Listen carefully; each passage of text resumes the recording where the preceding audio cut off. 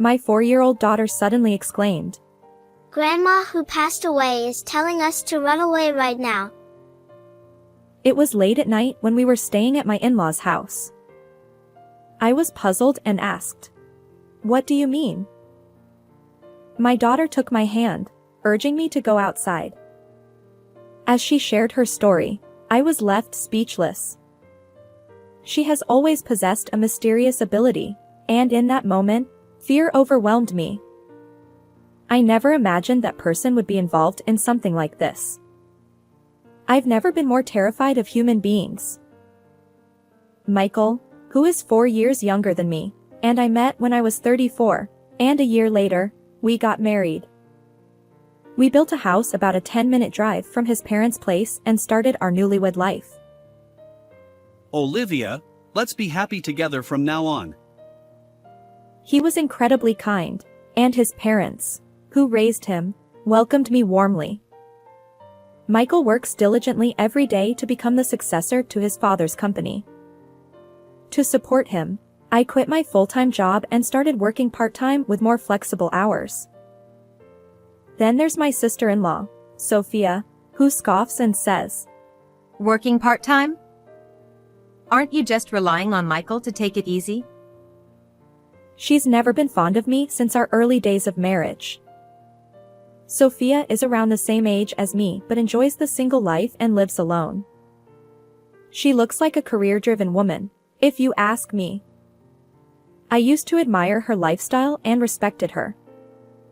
I even thought that if I had continued working as a full-time employee, I might have ended up like her. Sophia often makes Michael run errands for her. "Michael, I want some ice cream. You can use the change however you like." He complies, and it's a common conversation we hear when everyone gathers at the in-laws' house.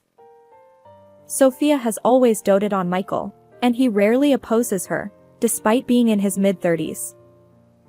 As an only child, I sometimes envy their relationship. I wish I could get along with Sophia, I thought. But contrary to my expectations, she often treats me harshly. She was somewhat overbearing and would occasionally visit our home when my husband wasn't around. "Olivia, there's a hair on the floor." I've been busy with work today. I was planning to clean later. "You're just working part-time, right? Stop making excuses and get it done. It's a pity that Michael has to live in such a dirty place." Sighing, I complied with her demands. As I cleaned, she'd march into the kitchen and help herself to the half-prepared dishes, tasting them without permission. The flavor is so bland. How can you make something this awful?" It's not finished yet. "I wonder why Michael ended up marrying someone like you." She never bothered to listen to my side of the story, always bringing up Michael's name.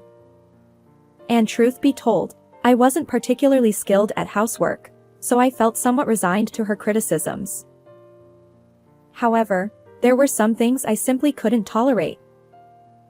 "You only have flashy clothes, don't you? And yet, your underwear is so plain." She'd open my closet without permission and inspect its contents. "Sophia, please stop." No matter how much I pleaded, she remained nonchalant, often wearing a malicious expression that made me wonder if she enjoyed seeing me uncomfortable. Sophia even checks inside my closet. I've told her multiple times, but it doesn't work. "Can't you talk to her?" I appealed to my husband when he returned home.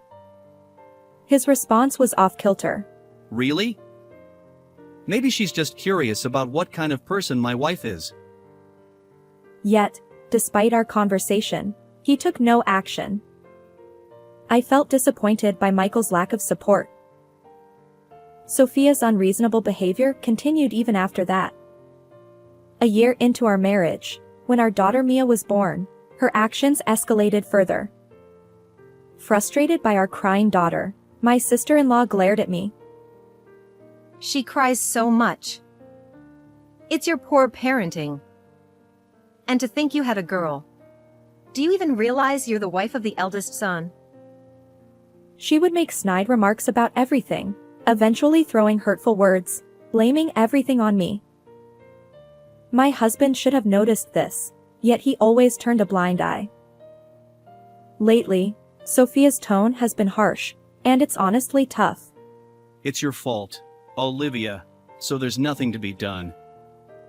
Or are you implying that Sophia is hysterical? No one said anything like that. He consistently took Sophia's side, refusing to engage seriously. As time passed, my dissatisfaction with Michael grew. Is it okay to continue like this forever? Divorce crossed my mind, but having experienced the loneliness of being raised by a single parent after my own parents' separation, I hesitated. I didn't want my daughter to feel the same way. Despite it all, I endured because my in-laws kindly watched over me. However, I suddenly lost that support.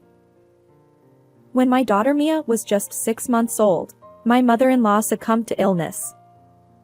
The shock of her departure left everyone struggling to cope with their emotions. I'm going to visit Dad because I'm worried about him. Understood. Let me know if there's anything I can help with. During this time, my husband frequently visited his father's home, leaving me and my daughter behind. Sometimes he returned late at night. I asked about the reason. Dad feels lonely being alone. But you see your dad at work too, right? Can't you ask Sophia to help with family matters?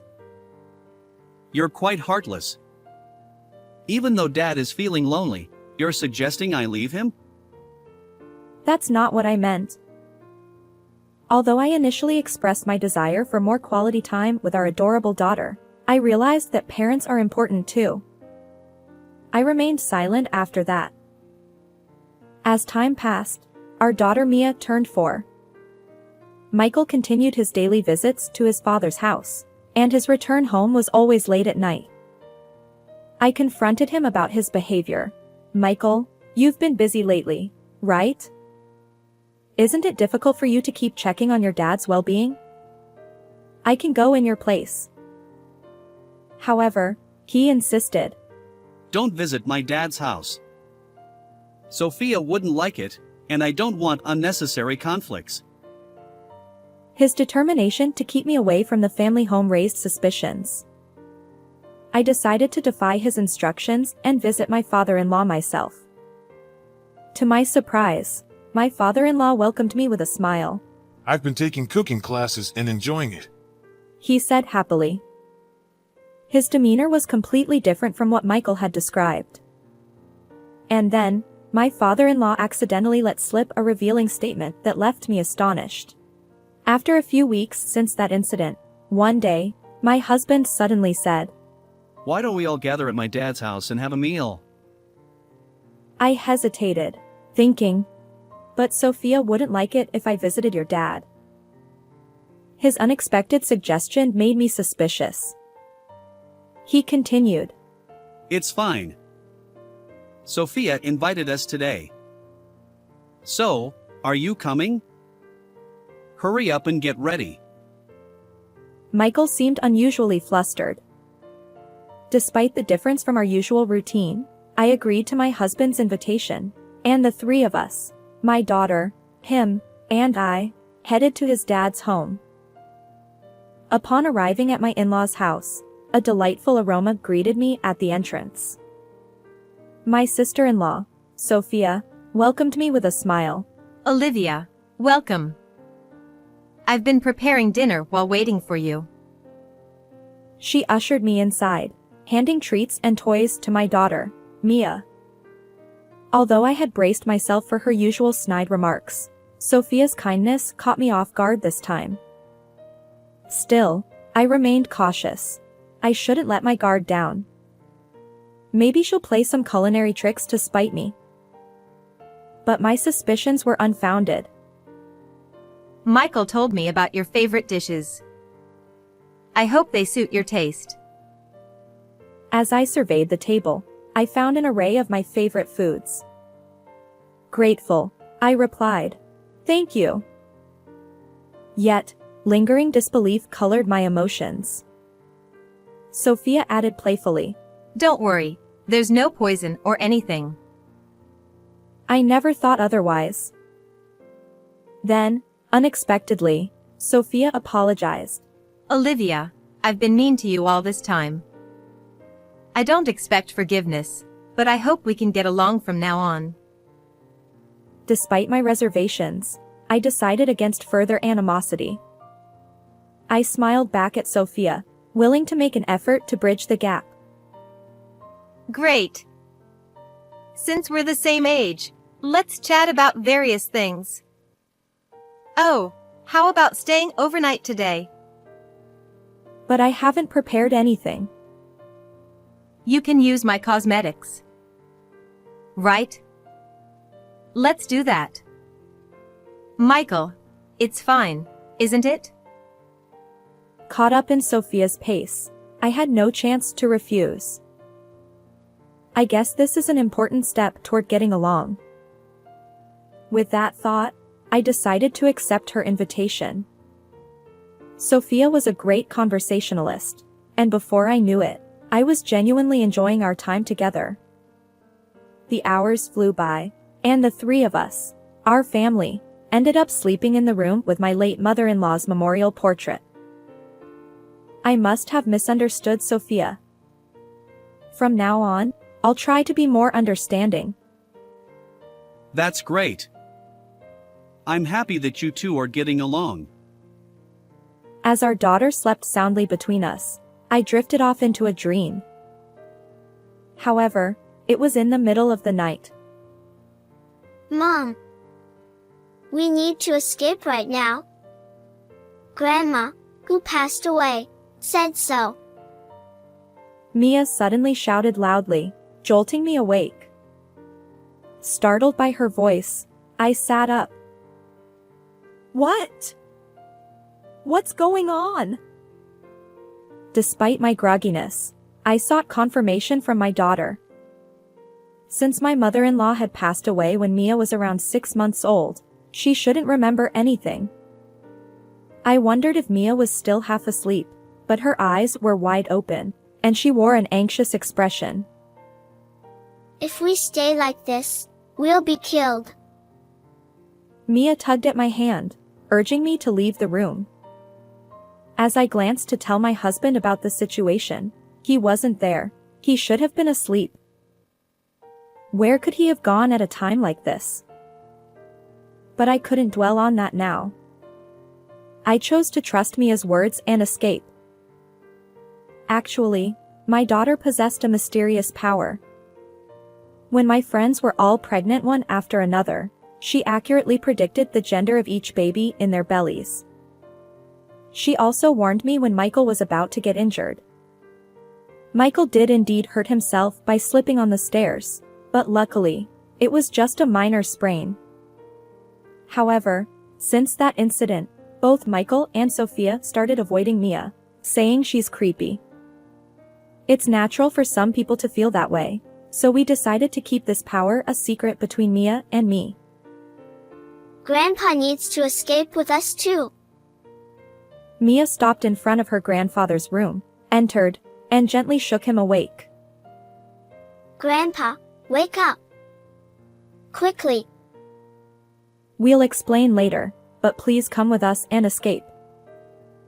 Startled by our urgent voices, my father-in-law jumped up, though he seemed puzzled by the situation. Despite his initial hesitation, he eventually agreed to go outside after hearing Mia say, Grandma told us to. When we reached the entrance, I noticed that my husband and sister-in-law's shoes were strangely missing. Furthermore, there were no cars in the parking lot, neither of theirs. Could it be that what Mia said is related to both of them? We decided to walk back to my house, but while it would take only 10 minutes by car, on foot, even for adults, it would be over an hour. I called my mother and asked her to pick us up. As we arrived in front of my house in my mother's car, I noticed that the lights were on inside. and to my surprise, Michael and Sophia's car was parked there too. Mom, I hate to ask, but can we stay at your home tonight? I had an uneasy feeling, and entering the house as it was might be dangerous. And so, we sought refuge at my mom's house. That night, my mind and eyes remained wide awake, and I couldn't sleep. As the morning dawned, I couldn't shake off the meaning behind my daughter's words. So, I borrowed my mother's car and went alone to my in-laws' house. To my shock, the grand, imposing house that had stood there just a few hours ago was now reduced to charred remains and skeletal framework. Wait! This can't be real! Several fire trucks, police cars, and ambulances lined up in front of the in-laws' home, surrounded by curious onlookers. On the other side of the yellow tape, Michael and Sophia were speaking with police and firefighters, explaining the situation. I slipped into the crowd of bystanders, hidden from their view, and observed the unfolding scene. After a while, some of the emergency vehicles departed, and the onlookers dispersed. The once crowded area in front of the house now stood empty. Hiding in the shadow of a nearby car, I listened to my husband and sister-in-law's conversation as they stood outside the taped-off area, gazing at the charred remains of our once grand house. It really went up in flames. The useless Mia and Olivia should be dead by now. They won't be of any help. If they survive this, it's a miracle. Once things settle down, I'll remarry my affair partner and make her child the legitimate heir to this house. The horrifying words echoed in my ears, leaving my legs trembling so much that standing became a challenge. Since Dad probably kicked the bucket too, the inheritance is ours. And the company will be mine soon. Michael and Sophia exchanged laughter as they discussed their sinister plans. What terrible people! I can't forgive them. Fueled by fear and anger, my entire body shook. Before they could return to my home, I hurriedly drove back to my home, retrieved my belongings, and returned to my mom's home where my daughter and father-in-law awaited. And there, I shared the events from earlier at the in-laws' house with my father-in-law. There's something you need to know. Oh my. How could this happen? I absolutely cannot forgive it. His face twisted with shock and rage, and together, we decided on revenge against my husband and sister-in-law. That evening, I left Mia with my mother and stood outside my home's front door with my father-in-law. I reached for the intercom, but then I hesitated. This was my own house. There was no need for that. Instead, I decided to open the front door myself. As I fumbled with the lock, I heard a rattling sound, and Michael cautiously peeked out from inside. What? His face turned pale, and he retreated back into the room. Soon after, he returned with Sophia in tow. Why are you here? She too looked ashen, muttering those words. But when she noticed our gaze, she suddenly clung to my father-in-law, feigning relief. Thank goodness you're alive. We couldn't find any trace of you, and they said they hadn't found anything in the burnt ruins. We were so worried. Yeah. I've been praying that you all were safe. Michael also played along, hugging me tightly. I pushed his arms away and distanced myself from my husband. Hands off. Through Mia, your mom helped us. Mom? But she passed away 4 years ago. Exactly. Don't spout nonsense. Are you going to talk about Mia's mysterious abilities again? It's truly unsettling. Both of them furrowed their brows and vehemently denied Mia's words. Well, fine. Let's go inside for now. After all, This is my house too, and your dad is here. I pushed them aside and ushered my father-in-law into the house. As we entered the living room, Michael, who had followed us, placed a hand on my shoulder and said, Wait. "Didn't I tell you not to touch me so casually?" Oh, Olivia, are you having a hysterical moment? Maybe your hormones are out of balance? This is why women in their 40s get a bad reputation. Sophia smirked, mocking me as usual. Gone was the meek demeanor from the previous day's apology. Her true nature, overflowing with malice, revealed itself, even in the presence of my father-in-law. "That's enough to make anyone angry. This fire incident was orchestrated by you two, siblings, isn't it? Exclamation question mark. I stared at my husband and sister-in-law, hitting the nail on the head. Wait, there's no evidence to say something like that. It's impossible. Despite his anxious denial, Michael stood firm. Meanwhile, Sophia seemed composed, almost nonchalant. Olivia, really? Suspecting your own family? Something must be wrong with you. Being raised by a single parent, you lack that kind of affection. But I'm saying this because there's evidence. I overheard you both talking about the burnt house early in the morning. As I spoke, I glanced back and forth between the two of them. Huh? Eavesdropping, much? And besides, hearing a story from such a chaotic place, there's no credibility. Yeah, what Sophia said. The police won't buy into vague stories like that. Sophia, boldly and unyielding, and my husband, who hid behind her, retorted. This dynamic must have been consistent since long ago. Is this your voices? I pulled out my smartphone from my pocket and played the recorded audio.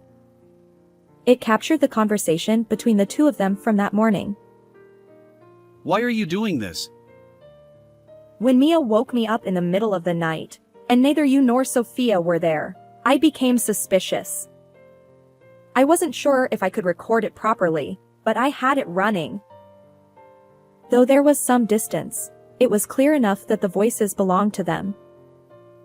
Confronted with the audio evidence, Michael and Sophia fell silent. I'll submit this to the police.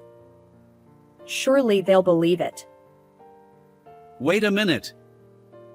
You all escaped unharmed, so there's no issue. What are you saying? You put us in a life-threatening situation, and your dad's home ended up like that. This is a crime. Do you understand? Growing more agitated, I confronted my husband's absurd statements. Sophia, this applies to you too. You must pay for this wrongdoing. Don't get cocky. You wretched woman. She launched an attack, her hostility toward me evident, but I couldn't waste time arguing with her. Here we go, I said, taking a deep breath and locking eyes with the two of them once more. By the way, what do you mean by waiting for the heat to die down and then remarrying your affair partner, legitimizing a hidden child?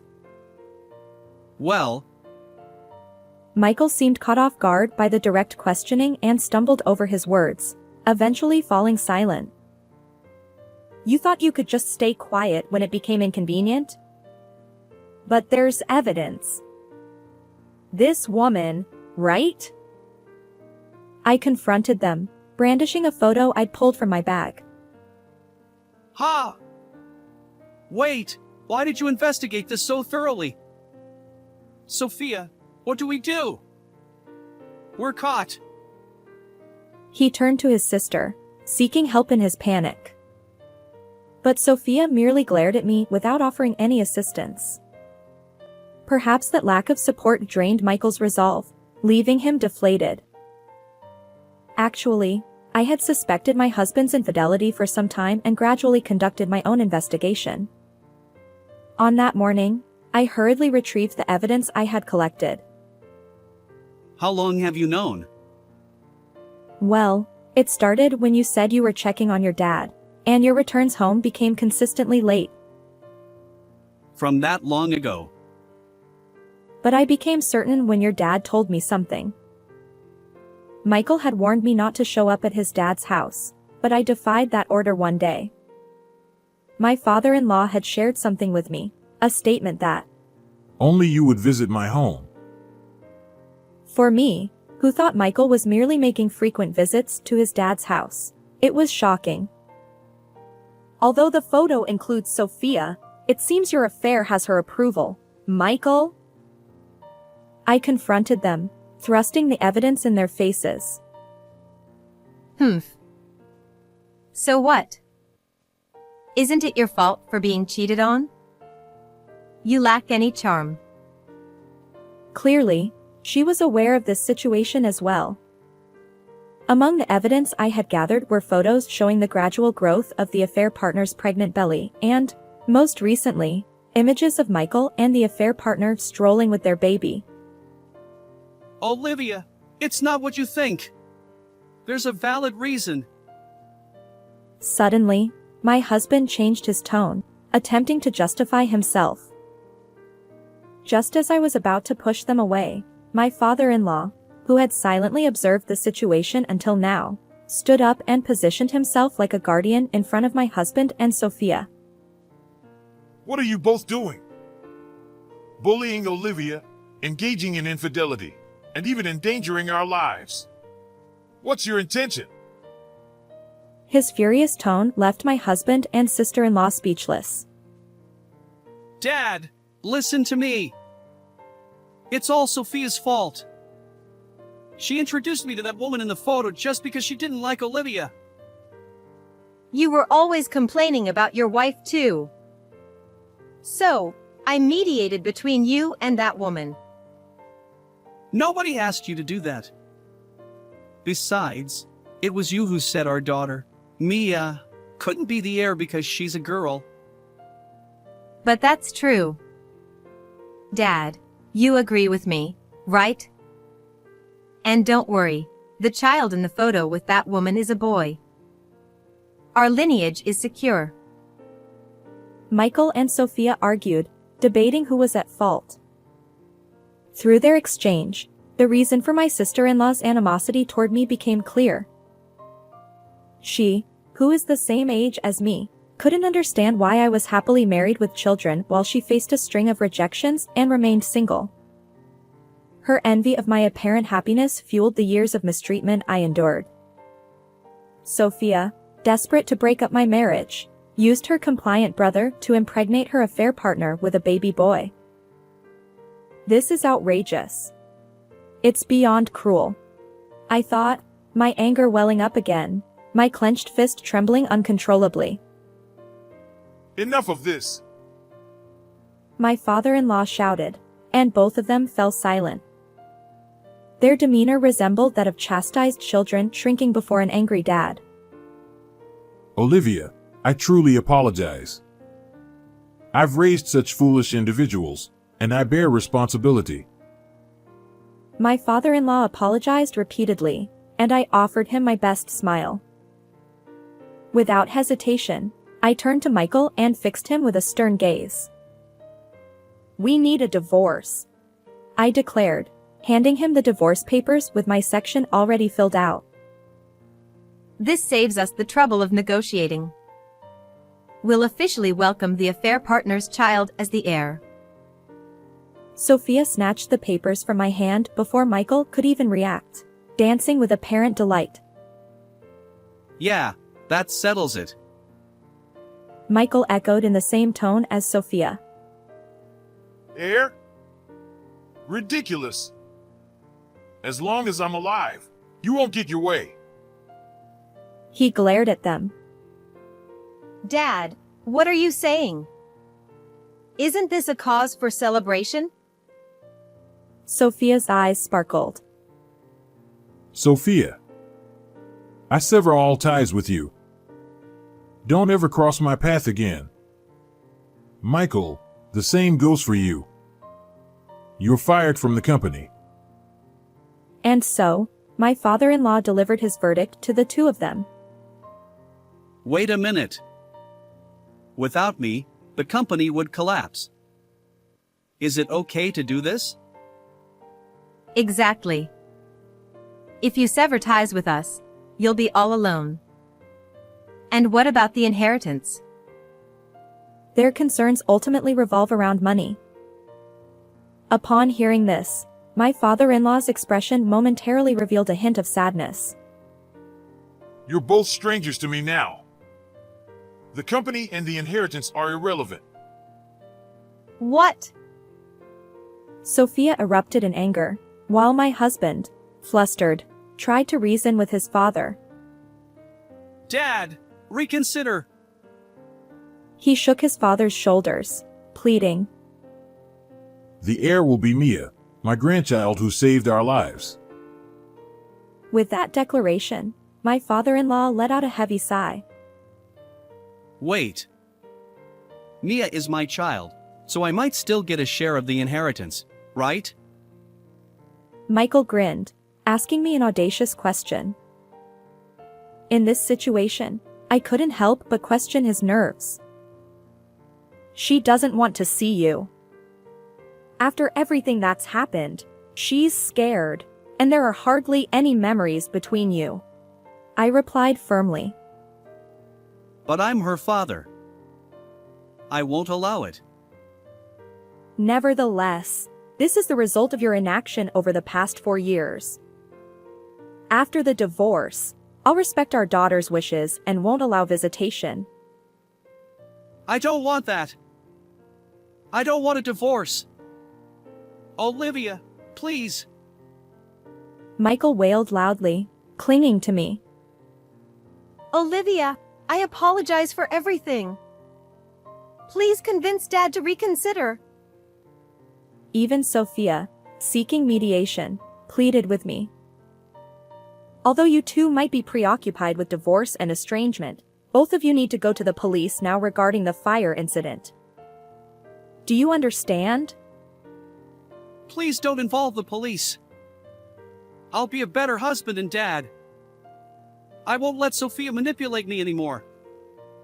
Let's start anew as a family of 3. Seriously, don't bring the police into this. What about my hard-earned career? Even though they've come this far, they seem to only think about themselves and say whatever they want. Enough! Reflect on your actions and make amends. I firmly rejected them, pushing them away. Michael and Sophia mumbled in response, collapsing to their knees. Afterward, I took my husband and sister-in-law to the police station and submitted the audio evidence. Both of them confessed, and they were arrested in connection with the recent fire incident. The divorce with Michael was finalized, and he agreed to pay $20,000 in alimony for the affair, along with monthly child support of $400 for our daughter, Mia. Since he'll be behind bars for a while, I intend to collect those payments when he's released. As a bonus, I also received a tidy $7,000 in compensation from the affair partner. Sophia faced the same fate, with her conviction confirmed. She lost her job, of course. Abandoned by her father and separated from the brother she doted on, she's now all alone. Well, it's a consequence of her own actions. My father-in-law, with whom I still maintain contact, is determined to keep working until Mia becomes the heir. Our daughter is enthusiastic about becoming the president of a grandpa's company. These days, life is peaceful, and I feel truly happy. How did you find this story? If you enjoyed it, consider subscribing to our channel.